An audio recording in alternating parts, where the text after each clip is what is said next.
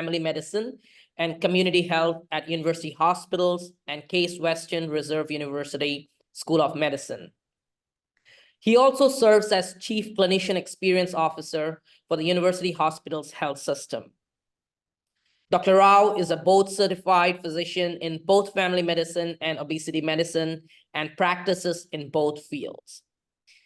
He is the principal investigator of the Agency for Healthcare Research and Quality, also known as ARC, funded Advanced Center, which stands for Advancing Diagnosis Through Validated Analytics and Novel Collaborations for Excellence. Advance is one of just 10 funded centers of its kind in the United States.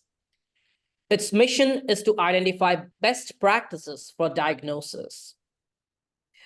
Dr. Rao is an established health services researcher who has served as principal investigator for more than $8 million in grants from ARC, NIH, and PCORI.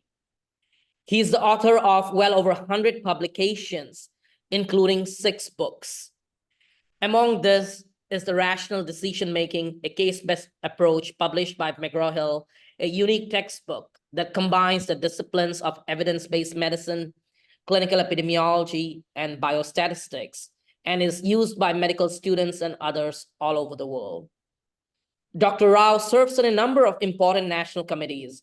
He is a member of the U.S. Preventive Services Task Force and ARC's Health Information Technology Research Study Section. He is past chair of American Heart Association's Obesity Committee and has served on the National Quality Forum's Quality Measures and Child Health Steering Committee. And he also serves on several medical editorial roles. Among his major editorial roles, he serves as the editor-in-chief of Family Practice, one of the world's leading journals with an emphasis on primary care. We are very delighted to have you here and as our inaugural speaker for the Grand Rounds.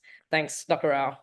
Thank you, Sam, and thanks to all of you for joining us today. So I'm going to start by sharing my screen, and hopefully everything will work. Start slideshow. Okay.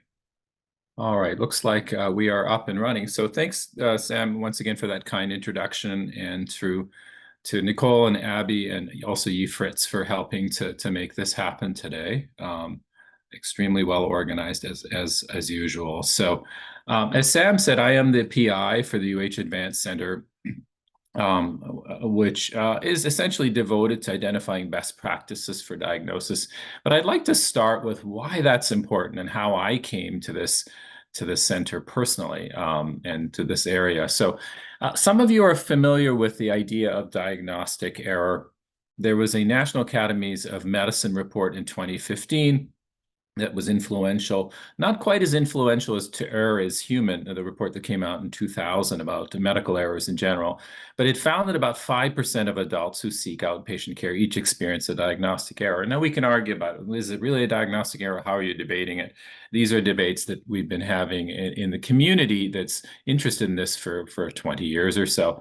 But you know that post-mortem examination research spanning decades states that diagnostic errors contribute about 10% of patient deaths. And you can define a diagnostic error either as a misdiagnosis, in other words, the wrong diagnosis, a missed diagnosis, or a delayed diagnosis. And I always say anyone can make a diagnosis if you wait long enough and the patient gets sick enough, which you don't want that to happen, of course. So they are responsible for about 6 to 7%, 17% rather, of hospital adverse events. And not surprisingly, diagnostic errors are the leading type of paid medical malpractice claim. They are twice as likely to result in death compared to other claims, and they actually constitute about the bulk of payments overall. So extremely serious, and I think this is information that most people are already familiar with. So I got interested in improving diagnosis more than 20 years ago. And some of you are familiar with JAMA's series of papers entitled The Rational Clinical Examination. The idea behind this paper was that there is a rational, evidence-based way to make a diagnosis for common but challenging conditions. You think about, we hear stories about patients, for example, with multiple sclerosis. Why does it take a year or several years sometimes to come up with the diagnosis? Well, there's a lot of reasons, of course. The symptoms can be very vague to begin with. At the outset, and presentations can vary over time. It just makes it very hard to do that. So the goal of the Rational Clinical Exam Project was to develop guidance to approach common conditions, common but challenging illness conditions. You don't have to be an expert in the field to embark in the project, and I certainly was not in the field that I chose to pursue. This is back in 2002, 2003. So this is the paper I led. It's called "Does this patient have Parkinson's disease?" And essentially, it starts with a scenario, and then it talks about symptoms and signs that are most useful in making a diagnosis of Parkinson's disease, which you can imagine is a very challenging condition. Someone who presents with Parkinson's disease, typically older, will have vague symptoms, maybe nothing, maybe a tremor, maybe a shuffling gait, maybe some facial expressions that aren't typical, but it doesn't mean they have Parkinson's disease, and it does take some time. So these are the symptoms and signs that will lead you towards that diagnosis. So back in about 2010, 2011, a gentleman by the name of Paul Epner came to my office in Chicago, and he said, "I heard you contributed to this book. You're really big into this area. We just started a new society called the Society to Improve Diagnosis in Medicine. We'd love to have you involved." And I started to leaf through the book, and I said, Paul, I'm glad you want to have me involved, but I think I didn't say this was garbage, but my whole thinking around this has changed a lot in the last 10 years. And he was like perplexed. And he said, why? I think this is great. No, you cannot extract single symptoms and signs from individual studies, pool them together and say, this is the right approach to diagnosis. That doesn't make sense. If I know a patient has tremor, I'm going to ask additional questions that may relate to Parkinson's disease. So there's an interaction that is not accounted for when we start to extract likelihood ratios, odds ratios from individual studies. And I think we need a more cohesive, comprehensive approach to problems that is broad in scope and takes these subtleties into mind. And that's where we began to develop best practices. So, and the scientific approach to diagnosis, Sam alluded to rational medical decision making, a textbook came out in 2007. It's still widely used. It includes a chapter on the scientific approach to diagnosis. But one of the criticisms, and I accept this myself now, is that it's very analytical. It's like, yes, you ask this question, you'll get this, and then you move on. It's, an a Bayesian approach to things. But that's really not how doctors think. We think very broadly, or we've already made up our minds. So there's many different approaches to it. So we have a need for new diagnostic tools, tests, and procedures, no question about it. The vast majority of research in the diagnostic area is, of course, molecular diagnosis, gene-based diagnosis, all kinds of assays and tests, because that's where the money is. But clinical diagnosis is still extremely important. Here's an excerpt from an essay by G.T. Levitt from the University of Southampton. It's about 36 years old.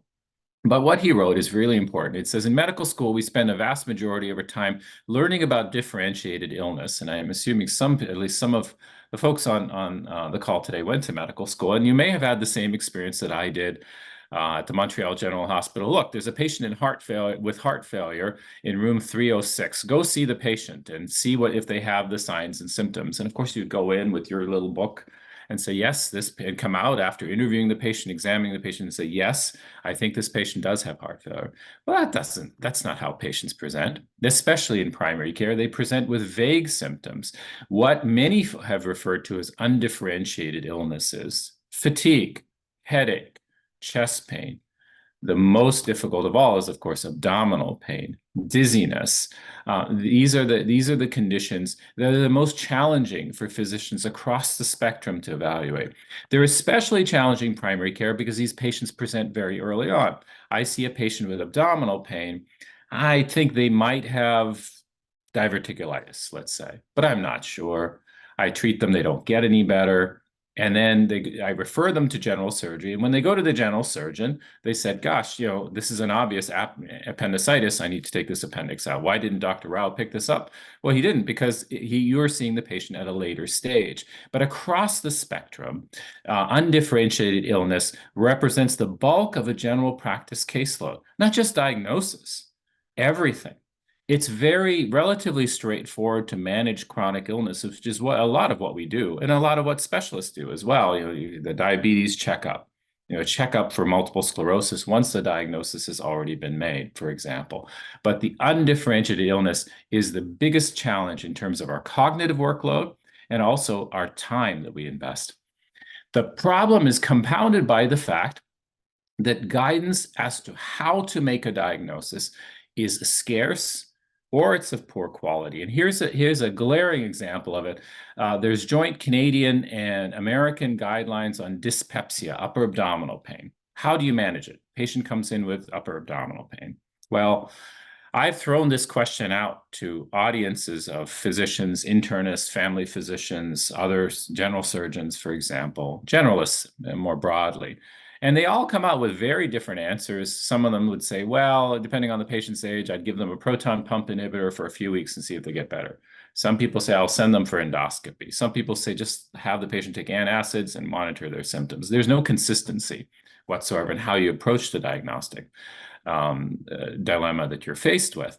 So, but within this guideline, prompt endoscopy is recommended for patients over 60 to identify malignancy, but the evidence supporting this recommendation is described as very low quality. If you look at this guideline, other aspects of management of dyspepsia are very high quality. How you do the endoscopy, how often you do it, what techniques you use for it, when do you do a biopsy, what to look for, how you treat peptic ulcer disease. That's all fine.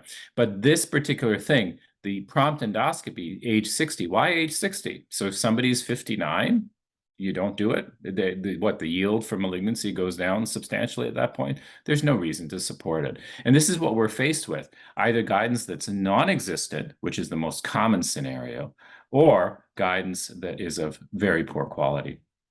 Alan Detsky describes kind of a leading thinker in this area. Diagnostic excellence is requiring a comprehensive knowledge of diseases, skills, data gathering, competency in communication, judgment, integration, and problem solving. And this is probably the most important statement from this entire paragraph. Diagnosis is both an art and a science. Okay. Physicians, I will tell you, overwhelmingly focus on the art. I can kind of figure this out. I've asked a few questions. They get into cognitive conundrums like anchoring. Well, the first thing that matches my description or my feeling or my experience becomes the diagnosis. We had gone through a COVID epidemic, of course, recently, but there was an earlier one. So the original SARS, which was far less deadly across North America. But about 20 people died in the city of Toronto from SARS. This is back in the early 2000s. So it was rare, but I can tell you for a 3 or 4 week period, the number of potential diagnoses of SARS skyrocketed across the city. Everyone who had a cold had a potential SARS, right? So we can't trust our cognitive thinking as such. The artistic part of diagnosis is significant, but there has to be a scientific part as well. And that's what my center is devoted to. Now, diagnosis involves fast thinking via pattern recognition. So experienced dermatologists will make a diagnosis very quickly, or slower thinking through iterative analysis. So you need to have caring, curiosity, practice, experience, and feedback. You also have to acknowledge that you don't know sometimes. I'm not sure. I've run out of ideas. I'll have to think about it some more. Is there something you're concerned about? Or is there something more you think you could tell me that would help me make a diagnosis? That's hard for physicians and other clinicians to do with their patients, but I think it's extremely critical. So back in 2013, through some funding from the Agency for Healthcare Research and Quality, we developed a concept called the diagnostic path. And it's a very simple concept. It's just the sequence of steps that make up the diagnostic process from first presentation of a patient with a specific symptom until either diagnosis is made and treatment initiative or the diagnostic evaluation ends for other reasons. As an example, consider you have a healthy young man, 35 years old, with abdominal pain. My diagnostic path might begin with obtaining a history and a physical, and he says he's had it for about 3 weeks. He has no nausea, no vomiting, no stool changes, nothing else, but just the abdominal pain. He's perfectly healthy. He's a non-smoker. Family history is non-contributory. Okay. Well, I'm still perplexed as to what might happen. So maybe I treat him empirically. And that would be step number 2, or maybe I send him for endoscopy, or maybe I do some other sort of investigation, or maybe I do some laboratories. Maybe I do an amylase and a lipase looking for pancreatitis, or who knows what it is. But those are all steps in the process. At some point, I have to have a diagnosis, right? Medical care is all about making money. We must list something on that epic form that gives us the diagnosis, right? At some point, and we do that. And if that diagnosis becomes the basis for his treatment, then the diagnostic path is ended. Okay, we're not talking about whether the diagnosis is correct or not, but I've concluded my diagnostic portion. Now, there may be an error later on, but that's how we define a path. Now, how do we find out what best practices are using the concept of diagnostic paths? Well, first of all, you need problems for which there is no guidance or little guidance, which I gave you one example already in the abdominal pain spectrum. Secondly, the problem has to be common enough, right? So that enough physicians deal with it on a regular basis that we have multiple diagnostic paths to investigate as well. So together with some very technically gifted people, Rama Padman, Ying Zhou, both from Carnegie Mellon University, and my colleague Anthony Solomonides, whom some of you know, who is on the board of advisors for the UH Advanced Center, as well as others, Yi Zhang, who is now at Cornell, and my mentee, Dr. Curley, and Paul, who is the founder of the Society to Improve Diagnosis in Medicine. We wrote this paper, and the idea was quite simple. Patients with abdominal pain have a number of different underlying diagnoses. They also are managed quite differently with no consistency whatsoever. And I gave you the example, some people getting medicine, some people not, some people being sent home, etc.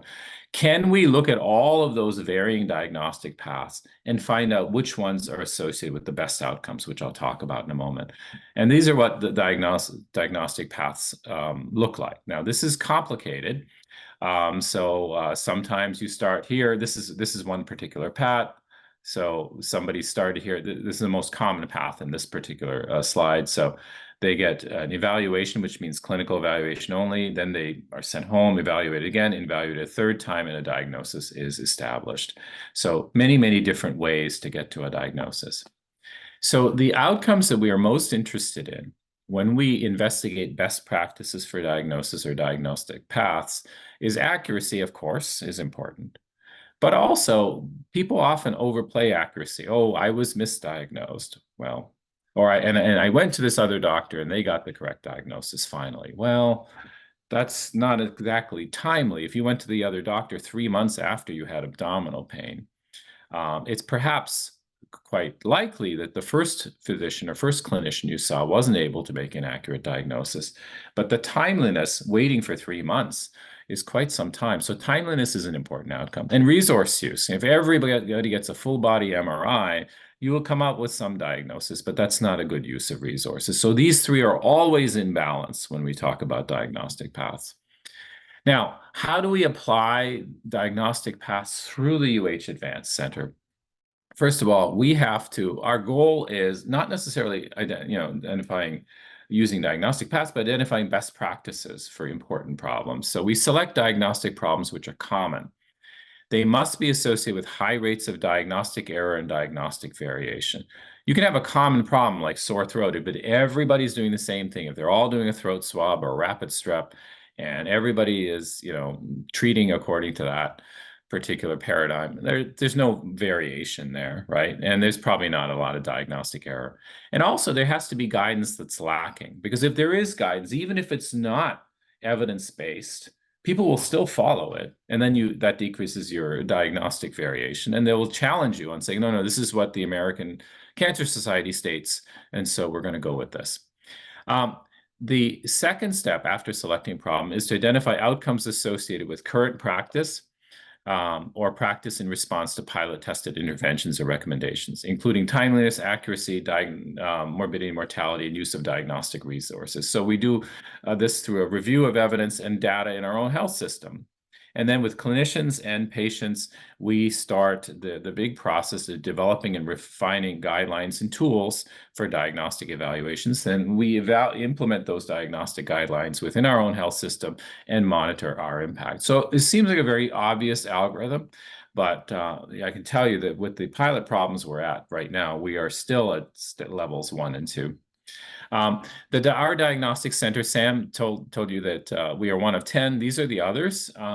And fortunately, it's interesting to me that there are 3 just in the Boston area.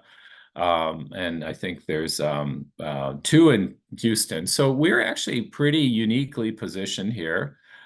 So we have, the East Coast and then the West Coast, 2 and 1 in Oregon and 1 in San Francisco, 2 in Texas, and then 3 in Boston, 2 in the DC area, rather, MedStar and Armstrong, which is at Johns Hopkins, not too far away. So we have a unique geography as far as our center goes. Also, a lot of these centers are focused on very, very different problems. For example, at Brigham, they're focused on radiology reports and increasing the accuracy of those, et cetera. So there's a very, very different, more focused approach in those. Identifying best practices for common but challenging, undifferentiated problems is our unique sphere. Our mission, as Sam told you about, is to identify best practices for diagnostic evaluation of common conditions prone to diagnostic errors.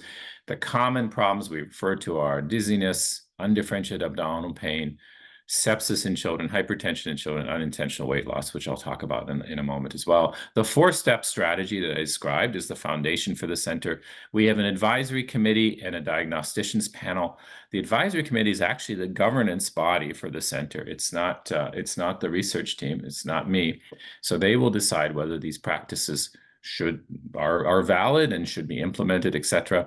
We want to be a focal point for improving diagnosis nationwide.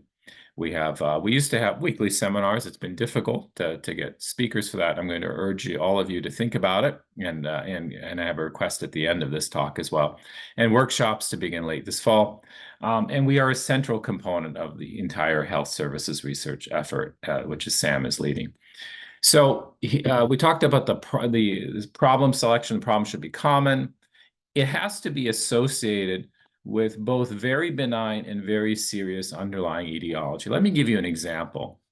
If someone has profuse hematemesis, vomiting of blood, I guarantee you that's a pretty serious underlying cause, right? Could be esophageal varices. I don't know. It could be a number of different things. But if it's always a serious problem, the problem is the diagnostic evaluation tends to go towards interventions and diagnostic tools that will pick up a number of different diagnoses. But if it's something different, like abdominal pain, which could just be indigestion, it could be pancreatic cancer. So the underlying problem you're approaching, if it's associated with very benign and very serious underlying etiology, becomes more challenging. If it's always benign, if it's sore throat is overwhelmingly due to an upper respiratory tract or viral or bacterial infection, that's also not a problem we would tackle. It has to be associated with significant variation in diagnostic practices. Usually the reason there's a variation is because best practices haven't been defined. And ideally, patients should be intrinsically involved in diagnostic decision-making. This is not about biopsying something and sending it to a lab and developing best practices for the biopsy or for the evaluation of the specimen, because the patient is not truly involved in that. When they can contribute important information to the diagnostic practice, it becomes more of a team-based effort. We have some demonstration projects, which I know some of you are already familiar with. We want to identify the best approach to evaluating unintentional weight loss in adults. This problem actually came to me through Jordan Winter, who is the head of our surgical oncology team here at UH. So he kind of turned me on to this problem as using weight loss as an early cancer detection tool, a very inexpensive tool. So Jordan and I and JJ Hugh, who's also the Department of Surgery, did a pilot study with my patients. And it was very simple. We wanted these folks, all of them are older people, to weigh themselves once a week and to text their weight to a central repository. And I was like, oh gosh, I don't know if they're going to do this or not. They did. 80% of them did exactly that. And they got $50 for it. And actually, I don't think that was a strong motivator for the 50 patients. I think some of them didn't collect that money either. So they actually did do it. And two wound up having, one had prostate cancer, and the other had more of a behavioral cause of unintentional weight loss. So we actually did quite well with it. But how do we approach it when the patient has unintentional weight loss? The general trend among my colleagues, and just based on anecdote, is that they kind of go crazy when I see an 80-year-old woman who hasn't been to the doctor for 6 months and has lost 10 kilos and says, I don't know why. Well, okay, are you depressed? No. Are your dentures, or do you have dental issues? No, I don't. Are you being neglected? No, I'm not. What do I think about? I think about malignancy, right? And then this poor lady is going to be subjected to colonoscopy, upper endoscopy, CT scans, etc. Maybe that's the right approach. We're not quite sure yet, but we have some preliminary information that will help guide us. Now, I'm very passionate about detecting high blood pressure in children. This has been, I've written about extensively about it, was a PI of a study in Chicago about it. So I kind of rolled this into the center, partly through personal interest. And I know I see Dr. Ronas is on the call. She's also an investigator in this study. And the reason I became passionate about this is back in 2004, when I was in the Department of Pediatrics and I ran the pediatric obesity program at the University of Pittsburgh.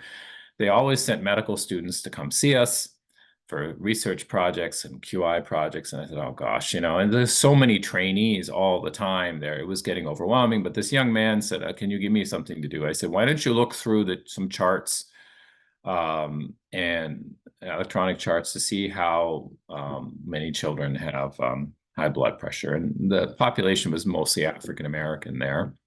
And he did. He reviewed, I don't know, 50 charts. And there was one child whose blood pressure was systolic was 180 and diastolic was over 100. He was only 13 years old. He had obesity, and nobody made any note about this blood pressure in the chart. So we started with that. We started to put up those in 2004. The American Academy of Pediatrics published these standards and guidelines. We didn't get much traction out of it. And ultimately, through my work in Chicago, we discovered that measuring blood pressure in the office is a real pain. It's very difficult to make a diagnosis. You have to have patients come back multiple times. So Sarah and I and others are engaged in a project to see if we can diagnose hypertension through home blood pressure monitoring. And that's underway now. The third project is being led jointly by Jessica Goldstein from the Department of Emergency Medicine and Charles Macias, who is with the emergency medicine division within the Department of Pediatrics as well. And it is looking at sepsis trigger tools and cohesive strategies to make a diagnosis of sepsis in community emergency departments and for children and adults in community emergency departments and inpatient settings as well. So it's a matter of implementing and refining tools over time. We have a panel which is led by Dr. Goldstein. It's interdisciplinary. These are not necessarily experts on the panel. What we will do is present our findings or some recommendation statements, and they will reach consensus through a Delphi method, which I won't get into in too much detail. But Dr. Goldstein is anticipating doing this probably this fall with our unintentional weight loss study as well. And of course, the research center will be evaluated. So Doctors Dolansky and Koopman Gonzalez are helping to lead our evaluation, which is essentially the efforts of implementation, including the reach of the center, et cetera, the infrastructure development, the four-step strategy, barriers and facilitators, the engagement of various members as well is an important part of it. So we have had some preliminary work that has been completed. The first was a paper that was published in Diagnosis last year. And it deals with recognition, diagnostic practices, and cancer outcomes among patients with unintentional weight loss in primary care. The bottom line from this is that we do a lousy job of recognizing unintentional weight loss in primary care. regardless of what you consider to be the criterion standard. So it could be 5% of your weight loss in 6 months or 10% a year. There's many different ones. No matter what definition you use, we do a terrible job of it. And perhaps it is due, so it has become a foundation for some of the work that we're doing. And this particular study got a significant amount of press as well. So we can talk a little bit about the findings as well. What we have found so far is that there is a wide variety of diagnostic practices for unintentional weight loss. In general, people are overdoing it, I think. I was overdoing it. I was ordering imaging and that sort of thing, and my colleagues are doing the same thing. It's very challenging to study because the vast majority of weight loss that you observe is intentional, and it requires a careful inquiry. No matter what the age, sex, gender, it doesn't matter. Whatever they have lost weight, it's almost always some intentional habits. In other words, it's planned. EHRs don't reflect a physician's thinking about it. So you find all these investigations being ordered for unintentional weight loss, but there's not necessarily anything in the chart that substantiates it. This is a controversial one, but I'll share it in advance, but doesn't look like endoscopy is useful unless they have relevant symptoms or signs, diarrhea, rectal bleeding, etc. Sort of a shoot in the dark endoscopy doesn't seem to be useful. Imaging is not useful. Laboratory tests are often abnormal. We're still debating PSA. There's a small number of patients within our sample who had PSAs that were positive. So if there is something that you want to do investigation-wise, the laboratory tests are relatively, of course, non-invasive, and PSA is one of those. That might be the way to go. But one of the recommendations we're going to make is that when you have a patient with unintentional weight loss, do a detailed inquiry into whether it was intentional or not, whether there are other causes that are non-cancer related, such as depression, neglect, social isolation, etc., which is very common in older patients who are more prone to this phenomenon to begin with. And also have them weigh themselves once a week. That's it. That's as simple as that. But more to come on that later this summer and this fall. We have also formed a partnership with the Ida Hospital in Taiwan. So one of the requirements of our center is to form meaningful partnerships with other organizations. Those organizations can't be other centers because we were already collaborating. So, you can't cheat and say, oh no, I'm on the Johns Hopkins advisory board and someone from there is on our board. That doesn't count. You have to have some legitimate collaboration. Department of Family Medicine has had projects in Taiwan for a long time. The Ida Healthcare Group is helping us to develop an AI-based tool for unintentional weight loss. So the role for AI is illustrated here. We think that clinical decision support and guidelines might be useful. I just gave you some prospective guidelines. I said, patient who comes in, don't order endoscopy, don't order imaging. You can order some lab tests if you have a reasonable suspicion. This is someone who has no symptoms or signs suggestive of one cause or the other, and help them monitor themselves weekly. If we implement that guideline, we're still going to miss something, right? So can AI play a role? So this might be the scenario. We look at a 73-year-old woman who has only a history of well-controlled hypertension, comes to your office for an annual checkup. She feels well, has lost 16 pounds unintentionally since you saw her 6 months ago. She wasn't overweight to begin with. What sort of diagnostic evaluation would you recommend? And what is the likelihood she has an underlying malignancy? Let's say that's my patient. I would put in some of these details or look at from the chart and put it into AI. And the difference is that the AI program that we're developing in collaboration with the institution in Taiwan will look at subtle signs and features. Maybe the frequency of her checkup visits has gone down or it's gone up. Maybe there's something else in the chart. Maybe some laboratory test has changed in subtle ways that suggests that she may have an underlying malignancy. So that's the level of guidance we're looking at. We're not looking at AI to replace the general broad guidelines, but looking at this patient, what is her likelihood that she has an underlying malignancy on an individual level is how we believe AI can help us. Now, we are planning to submit a proposal in this area looking at maybe January or February 2025. Now, my final thing I wanted to tell all of you is you have the opportunity to join the UH Advanced Center as an affiliate member. We have a number of affiliate members, and this will include contributing to future projects, being a recipient of our newsletter, and receiving some guidance or mentorship as well in the diagnostic field if this is something you're interested in. So if you have any of these interests, I really urge you to send an email to Evelina, who is the research manager for the UH Advanced Center, and she will be very prompt in responding to you. I guarantee that. So thank you very much. I'm going to move on to the last slide, which is questions. Thank you, Gautam. This was great to have an overview of the UH Advanced Center. It seems like a lot of wonderful work is going on. We do have many participants from outside of the UH system, from different parts of Northeast Ohio, including our partner institution, NeoMed.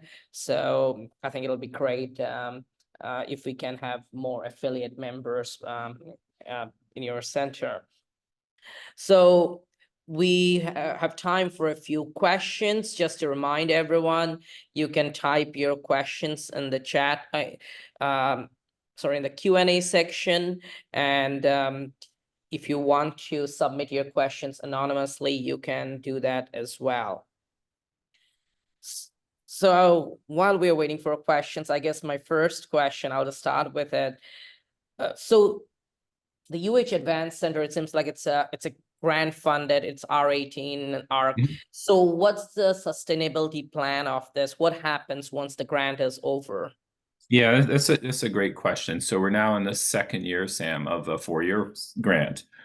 The Diagnostic Centers of Excellence are all meeting together this fall in Washington, D.C. to discuss sustainability. So sustainability is very, very important. And there's many different ways to do it. One is to apply for new funding, which we will do with the Taiwanese colleagues that I described, for example. The second thing is to operationalize some of the successes that we had.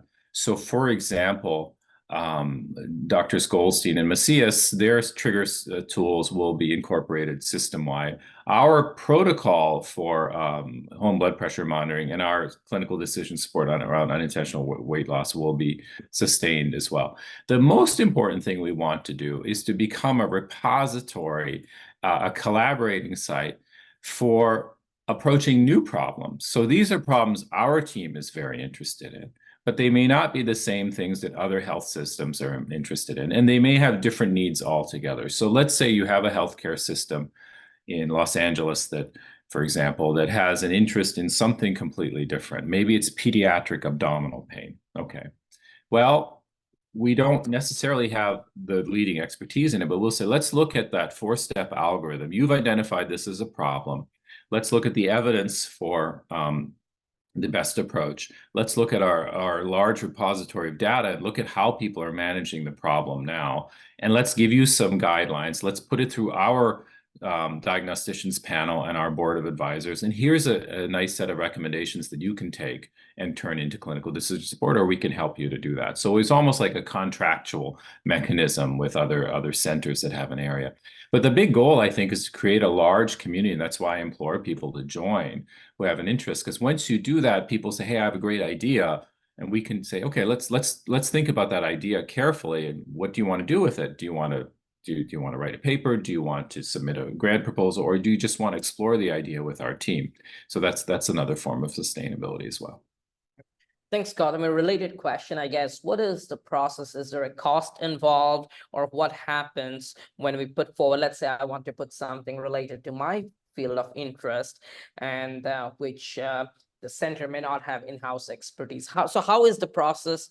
How does it work in terms of what's expected apart from just putting forward the request? Is there a cost involved? What's the timeline?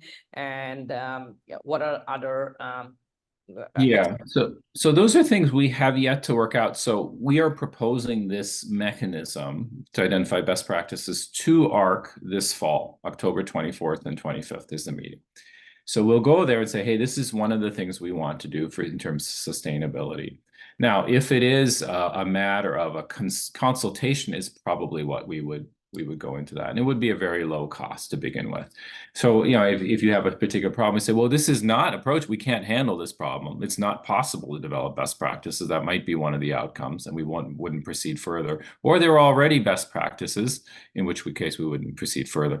But the cost, when you think about it, Sam, I think there is a cost for meeting the diagnosticians panel, the advisors, the data extraction and analysis. And we pay for all of that now through the UH Advanced Center, so it would be comparable in cost as well. I think we have a question from Yeah, Karen. we have one. Hi, Karen. Thank you.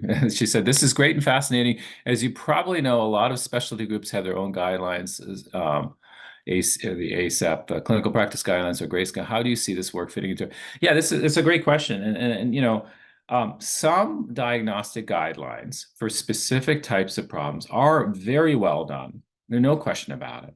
But the vast majority are not. They're consensus driven. So meaning that a group of people, and some of you may have been on guideline committees, sit around and say, hey, I think this is what we ought to do. Migraine headache, well, let's get a CT scan if it goes on for more than 4 weeks and there's more than 2 episodes a week. Where did that come from?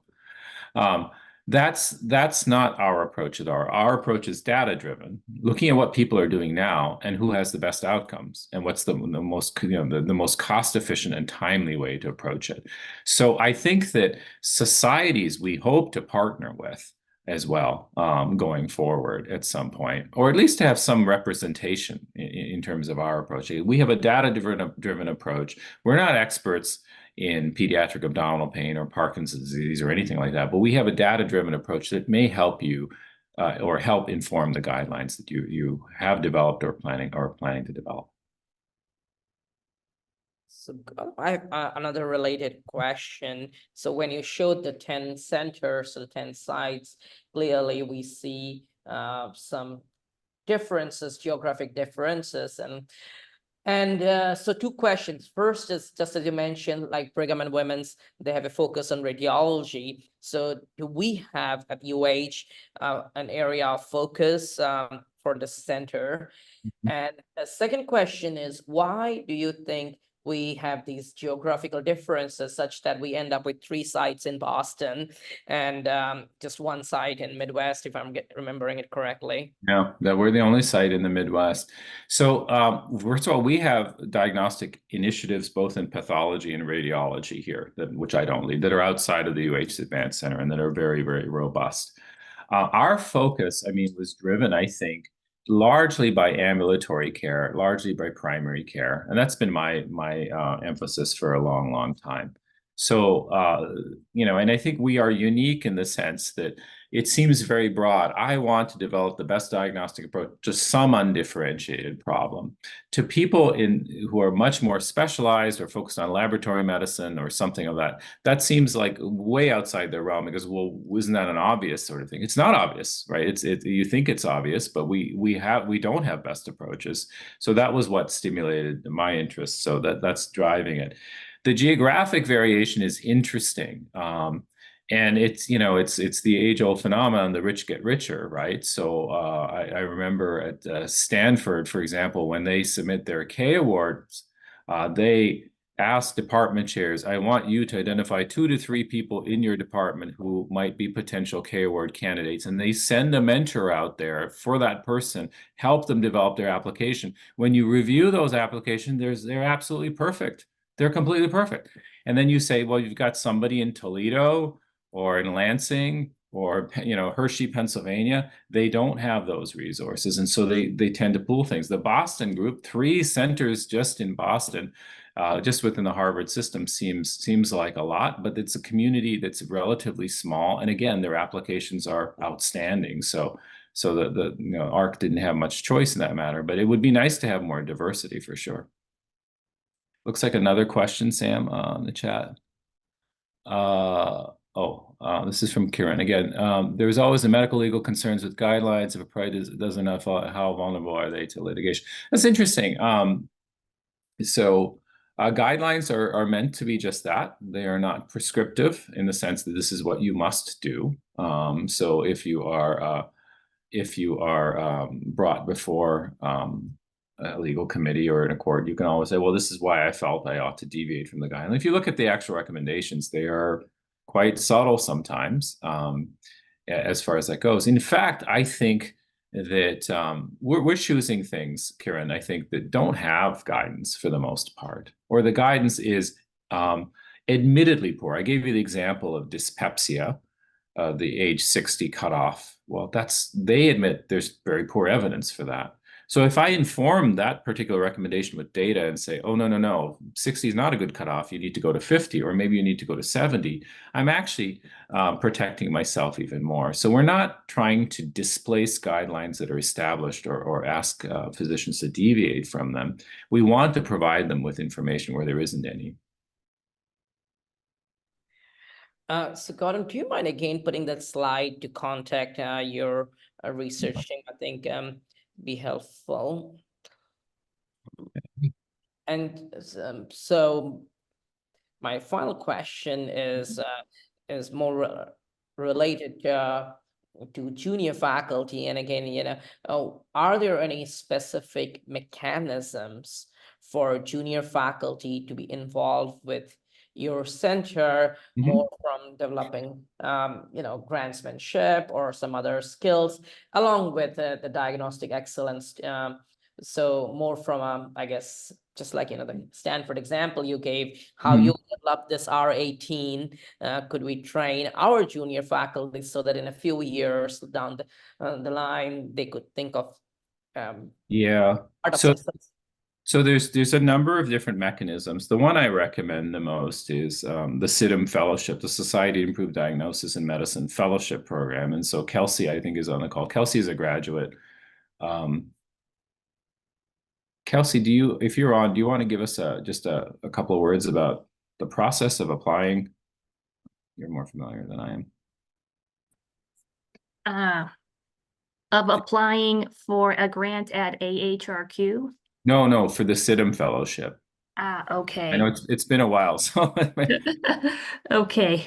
Well, to begin with, you need a diagnostic project that you can do, and the SIDM Fellowship usually lasts about 1 year, so it's helpful to have a project that you can either finish or make very significant progress in that time period. So you put together a project plan, and of course, it will change over time. And that's very much like it is when you apply for any sort of grant, although it doesn't have to be quite as developed.